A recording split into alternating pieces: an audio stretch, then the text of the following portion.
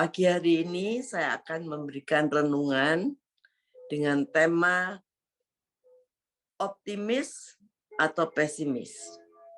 Kita mau belajar dari seorang yang bernama Kaleb dan Yosua yang terambil di dalam Bilangan 13. Saudara baca nanti seluruh Bilangan 13 itu dan saudara akan mengerti ya sebagai PR. Bagaimana kita menghadapi suatu masalah itu sebagai penghalang atau sebagai peluang. Orang yang pesimis itu akan mengeluh, ya, menghadapi masalah itu selalu mengeluh. Tetapi orang yang optimis itu akan bersemangat untuk mau menaklukkan masalah, mau bagaimana menyelesaikan masalah dengan sungguh-sungguh sampai dia mencapai kemenangan. Sudut pandang kita akan menentukan langkah selanjutnya yang akan kita ambil. Saudara, orang yang optimis itu adalah orang yang kecenderungannya mengharapkan hasil dan keadaan yang lebih baik di masa depan. Sehingga orang yang optimis biasanya itu mempunyai satu keyakinan pasti keadaan yang buruk itu pasti akan berubah dan akan berakhir. Dan orang yang optimis ini akan bisa menolak rasa khawatir. Kadang-kadang rasa khawatir itu muncul dalam hati kita. Tetapi kita kalau orang optimis itu dia percaya, dia yakin, dia akan segera mengatasi kekhawatirannya itu, ya. Dengan mungkin dia berdoa, baca firman, dan firman ini akan memberikan wisdom, akan memberikan hikmat supaya kekhawatirannya itu hilang. Firman Tuhan mengatakan apa yang perlu kita khawatirkan, ya. Roma 8 ayat 28 berkata, kita tahu sekarang bahwa Allah turut bekerja dalam segala sesuatu untuk mendatangkan kebaikan bagi mereka yang mengasihi Dia, yaitu bagi mereka yang terpanggil sesuai dengan rencana Allah. Saudara, orang yang optimis itu akan pegang ayat ini. Meskipun dia menghadapi hal yang buruk, tapi dia percaya bahwa Allah akan turut bekerja mendatangkan kebaikan dalam segala perkara. Kita pegang, kita percayai bahwa keadaan yang buruk Tuhan sanggup ubahkan menjadi kebaikan karena kita melihat persoalan dalam sudut pandang Tuhan. Di dalam kisah Bilangan 13 ini kita melihat yaitu kisah 12 pengintai adalah salah satu contoh yang menarik ya yang tercatat di dalam Alkitab Bilangan 13 bagaimana kita tetap optimis di tengah tantangan yang terjadi. Saudara, Alkitab menceritakan 430 tahun umat Israel diperbudak di Mesir. Mereka menjerit kepada Tuhan, mohon pertolongan Tuhan. Dan Tuhan mengutus Musa. Jutaan orang Israel dipimpin oleh Tuhan. Mereka menjerit kepada Tuhan. Mohon pertolongannya, saudara. Dan jutaan orang Israel dipimpin oleh Musa untuk masuk ke tanah perjanjian. Ketika bangsa Israel berjalan menuju ke tanah Kanaan, Musa mengirim 12 orang yang dikirim untuk mengintai tanah perjanjian, tanah Kanaan. Dan di antara mereka adalah Yosua dan Kaleb. Saudara, Bilangan 13 ayat 25 berkata, sesudah lewat 40 hari, pulanglah mereka dari pengintaian negara itu. Ayat 26 berkata, dan langsung datang kepada Musa, Harun, dan segenap umat Israel di Kades, di padang gurun Paran. Mereka membawa pulang kabar keduanya dengan segenap umat itu dan memperlihatkan kepada sekaliannya hasil negeri itu. Sewaktu 12 pengintai ini membawa kabar tentang negeri Kanaan pada orang Israel, sebagian besar pengintai, yaitu 10 orang, mengatakan bahwa negeri itu berlimpah susu dan madunya. Saudara, dan dikatakan tetapi penduduknya ialah orang enak, keturunan raksasa yang tinggi perawaannya. Yaitu 10 orang ini melaporkan bahwa negeri yang mereka lihat itu adalah memang negeri yang sangat baik, tapi sangat mengerikan, sehingga mereka katakan negeri ini tidak baik untuk dimasuki. Mereka membawa satu kabar yang pesimis. Dari 12 orang itu hanya 2 orang yang bersikap optimis, yaitu Kaleb dan Yosua. Bilangan 13 ayat 30 mengatakan, kemudian Kaleb mencoba mententeramkan hati bangsa itu di hadapan Musa. Katanya, tidak, kita akan maju dan menduduki negeri itu, sebab kita pasti akan mengalahkannya. Yosua dan Kaleb mengatakan bahwa negeri yang kami lalui untuk diintai itu adalah negeri yang luar biasa. Mereka punya sikap optimis. Saudara, seorang yang mempunyai sikap pesimis itu selalu berfokus kepada masalah. Sehingga mereka berdampak bahwa kepercayaan dirinya ini menjadi merasa kecil, ya, tidak punya kemampuan. Sehingga orang yang pesimis ini cenderung mengalami stres, mengalami takut, mengalami khawatir, ya, dan berdampak juga pada daya tubuhnya, ya, akan menurun, ya, karena stres. Orang yang stres itu kan nggak bisa tidur, terus daya tahan tubuhnya menurun, akibatnya bisa sakit mah, ya, sehingga mudah sakit dan juga mudah kelihatan tua karena stres, ya. Sedangkan orang yang pesimis, yang optimis itu cenderung lebih positif pikirannya.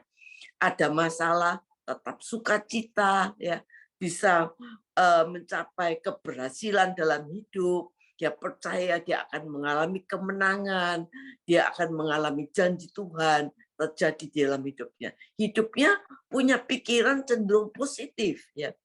Saudara, bersikap optimis di tengah situasi yang penuh tekanan itu memang sulit, tidak mudah. Namun firman Tuhan menjanjikan bagi Allah tidak ada yang mustahil. Kalau hidup kita diisi dengan firman Tuhan, hidup kita dipenuhi oleh firman Tuhan. Oleh karena itu firman Tuhan mengatakan bahwa manusia bukan hidup dari roti saja, tetapi dari setiap firman yang keluar dari mulut Allah. Saudara, kalau hidup kita diisi oleh firman, maka di tengah-tengah situasi yang sulit, tekanan yang sulit, kita bisa tetap optimis karena kita punya hikmat, kita punya wisdom yang luar biasa, yaitu firman Tuhan yang akan menuntun jalan kita, pikiran kita, keputusan apa yang kita ambil. Terkadang seorang dapat kehilangan sikap optimis ini dan menjadi pesimis. Karena apa? Karena rasa percayanya pada Tuhan itu hilang.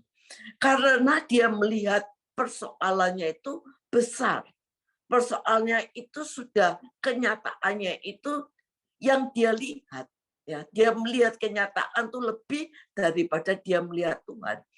Dan akhirnya dia lupa bahwa Tuhan itu mempunyai kuasa dan kekuatan yang luar biasa. Sehingga akhirnya dia mengandalkan kekuatan sendiri. Akhirnya dia menjadi orang yang pesimis. Asalnya optimis, tetapi karena dia melihat keadaan, melihat kenyataan hidupnya yang tidak pernah selesai, dan akhirnya dia percaya kepada dirinya sendiri, kekuatan sendiri, berusaha dan kekuatan sendiri, dan lupa akan kekuatan kuasa Tuhan. Ya, contoh yang kita lihat Yesus ketika dia menghadapi hari penyaliban yang mengerikan, tetapi Yesus tetap optimis. Dia mengajarkan kepada kita, Yesus tetap optimis dan percaya bahwa hari yang mengerikan itu akan berakhir pada hari yang ketiga. Saudara, saat kita berkumpul ya dengan tekanan dan masalah, kita bergumul, ayo saat ini kita bangkit. Jangan kita menjadi orang yang pesimis, tapi ayo kita bangkit, berusaha menjadi orang yang optimis, percaya Roma 8 ayat 28 bahwa Tuhan akan menjadikan segala sesuatu menjadi kebaikan di dalam setiap perkara bagi orang yang mengasihi Tuhan. Saudara, karena itu hidup ini harus ada semangat, ya. Orang yang optimis itu hidupnya harus penuh semangat. Karena hidup ini harus ada kepastian, hidup ini harus ada keyakinan bahwa Tuhan yang kita sembah adalah Tuhan yang tidak pernah mempermalukan kita. Melewati semuanya, saya tahu ada tangan Tuhan yang kuat, yang sanggup menolong kita, memegang kita, memampukan kita, dan memberikan kemenangan di dalam hidup kita. Tahukah saudara, kenapa Yosua dan Kaleb itu bisa masuk tanah perjanjian? Ya. Apa rahasianya sehingga Yosua dan Kaleb ini bisa masuk ke tanah perjanjian? Saudara, sekalipun kita tahu bahwa Yosua dan Kaleb itu bisa masuk ke tanah perjanjian, kita lihat bahwa Yosua itu berasal dari suku Efraim, ya. Dia adalah sejak muda dia abdi daripada Musa. Dia punya pimpinan dan dia taat pada pimpinan Musa. Kaleb itu berasal dari suku Yehuda, adalah salah satu pemimpin 12 suku yang ditugaskan mengintai tanah perjanjian. Kita lihat bagaimana mereka berdua ini bisa masuk tanah perjanjian. Karena dia punya karakter yang luar biasa. Yaitu Yosua dan Kaleb itu punya yang pertama, dia punya ketaatan. Kaleb dan Yosua ini adalah orang yang mengikut Tuhan dengan taat, dengan sepenuh hati. Mereka tidak pernah komplain kepada Tuhan apapun yang terjadi. Mereka taat dan percaya situasi apa, kondisi apa, mereka tetap percaya kepada Tuhan. Mereka taat melakukan apa yang Tuhan katakan. Jadi dia mempunyai buah-buah ketaatan. Yang kedua, kita lihat bahwa Kaleb dan Yosua ini punya satu keintiman dengan Tuhan. Dia punya buah keintiman dengan Tuhan. Dikatakannya, Musa itu seorang yang pernah berbicara dengan Tuhan muka dengan muka. Yosua ini juga seorang yang intim dengan Tuhan. Dikatakan di dalam Keluaran 33 ayat 11, dia tidak pernah meninggalkan kemah. Dia karena apa? Di dalam kemah itu dia membangun satu keintiman dengan Tuhan. Sebagai orang yang percaya, kita harus membangun keintiman dengan Tuhan. Lewat waktu-waktu khusus kita, lewat saat teduh kita, lewat doa-doa kita, ya. Kita mengadakan satu keintiman dengan Tuhan, penyembahan, ada sela di dalam hidup kita, di mana kita menentangkan diri, kita berhadapan dengan Tuhan, kita berbicara dengan Tuhan, kita menyembah Tuhan. Ya, ada satu keintiman. Yang ketiga, dia adalah orang-orang yang mempunyai iman yang positif. Jadi ada buah-buah iman yang positif. Bilangan 14 ayat 7 berkata kepada segenap umat Israel, negeri yang kami lalui untuk diintai ini adalah luar biasa baiknya. Jika Tuhan berkenan kepada kita, maka Ia akan membawa kita masuk ke negeri itu dan akan memberikan kepada kita suatu negeri yang berlimpah dengan susu dan madunya. Saudara, Bilangan 13 ayat 31 berkata, tetapi orang-orang yang pergi ke sana bersama-sama dia akan berkata, kita tidak dapat maju menyerang bangsa itu. Ini orang yang pesimis. Kita tidak dapat maju menyerang bangsa itu karena mereka lebih kuat daripada kita. Ini bedanya, saudara. Kita lihat, buah iman yang positif itu adalah ketaatan. Ya. Mau melakukan firman. Percaya penuh pada janji Tuhan. Firman itu bukan cuma untuk kita dengar dan untuk kita baca. Tapi firman itu untuk kita percayai. Iman orang percaya itu harus bertumbuh lewat firman Tuhan. Proses pertumbuhan ini terjadi. Kadang-kadang ada ujian, ada masalah yang kita hadapi. Enggak apa-apa, saudara. Itu adalah dinamika kehidupan yang harus kita lalui. Tetapi kita percaya, kita andalkan Tuhan. Kita tahu bahwa di tengah-tengah suatu yang sulit, tangan Tuhan pasti menolong kita. Tuhan tidak pernah tinggalkan kita. Dia Immanuel, Allah bersama kita. Saudara, iman orang percaya itu harus bertumbuh. Dan dikatakan, Yosua dan Kaleb, dua tokoh yang memberikan teladan yang benar bagi kita untuk memasuki tanah perjanjian. Saudara, untuk menjadi pribadi yang optimis di dalam Tuhan, ya, ada 3 tips. Ya. Yang pertama, jangan pakai kekuatan sendiri. Karena kita tidak mungkin bisa berubah keadaan kita dengan kekuatan kita sendiri. Tapi kita serahkan segala kekhawatiran kita kepada Tuhan. 1 Petrus 5 ayat 7.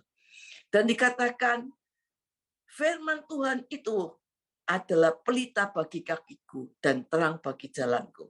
Ayo berlatih hidup di dalam firman Tuhan.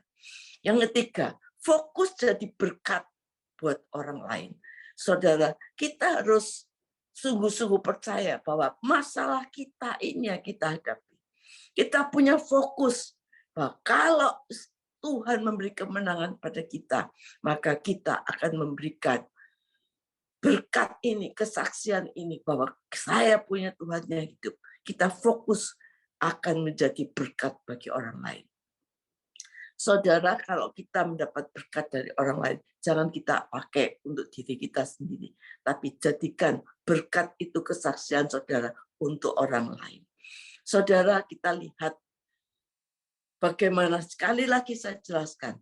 Tahukah saudara, Yosua dan Kaleb masuk tanah perjanjian karena dia punya pikiran yang optimis. Ketika mereka masuk mengintai tanah perjanjian, yang lain berkata, di situ orangnya besar, raksasa, nggak mungkin kita mampu mengalahkannya. Tapi Yosua dan Kaleb, sekalipun hanya 2 orang, sekalipun mereka berkata, sekalipun mereka besar, kita akan bisa mengalahkan mereka dan kita akan habisi mereka karena kita punya iman yang berbeda, yaitu iman yang putih, yang optimis. Saudara, orang seperti ini yang dibutuhkan oleh Tuhan, punya mental pejuang. Masalah kita boleh besar, tetapi ingat, Tuhan kita lebih besar daripada masalah kita. Oleh karena itu pagi hari ini, apapun yang menjadi persoalan saudara, ayo kita masuk di dalam doa. Kita mau percaya Tuhan, apapun masalah kita. Kita mau percaya, kita mau maju, kita mau semangat, kita mau optimis. Saya berdoa untuk semua yang mengikuti Zoom pada pagi hari ini. Kita percaya Tuhan, apapun yang terjadi dalam kehidupan kita, kita mau optimis, kita punya Tuhan yang besar, yang lebih besar daripada setiap masalah kita. Apapun keadaan kami Tuhan, yang bekerja Tuhan, mungkin kita mengalami keadaan yang kurang baik atau tidak baik. Keuangan kita mungkin kita merasakan tidak baik atau kurang baik. Kita mengalami rumah tangga yang sungguh dalam keadaan tidak harmonis, anggur yang sudah habis. Kita menghadapi anak-anak kita yang berontak melawan kita. Kita mengalami masalah-masalah yang banyak di dunia ini yang tidak bisa kita katakan. Kadang-kadang kita tidak mengerti. Tapi pagi hari ini saya percaya, Tuhan yang besar itu memampukan, punya tangan yang kuat, yang sanggup mengangkat saudara, yang sanggup membawa saudara diangkat dari satu kemenangan demi kemenangan, akan menghancurkan segala masalah-masalah saudara yang saudara pandang itu adalah tidak mungkin, tapi percaya bagi Tuhan tidak ada yang mustahil. Oleh karena itu doa saya, biar semua yang mengikuti ini, ayo kita mau bangkit, Kita tidak mau pesimis melihat masalah kita. Kita tidak mau pesimis melihat kenyataan kita. Tapi kita mau optimis. Kita punya Tuhan yang besar. Yang sanggup merubahkan keadaan yang tidak mungkin menjadi mungkin. Yang bekerja, yang mencari pekerjaan, saudara, tangannya diberkati oleh Tuhan. Tuhan membuat segala yang kau usahakan berhasil. Rumah tangga diberkati oleh Tuhan. Ada anggur yang baru, ada sukacita yang baru, ada berkat yang baru. Dan kami sungguh percaya Tuhan, bahwa bagi Tuhan tidak ada yang mustahil. Kami percaya pagi hari ini, kami optimis, kami dipelihara oleh Tuhan, dilindungi oleh Tuhan, diberkati oleh Tuhan, diberikan kesembuhan, semangat yang luar biasa. Amin.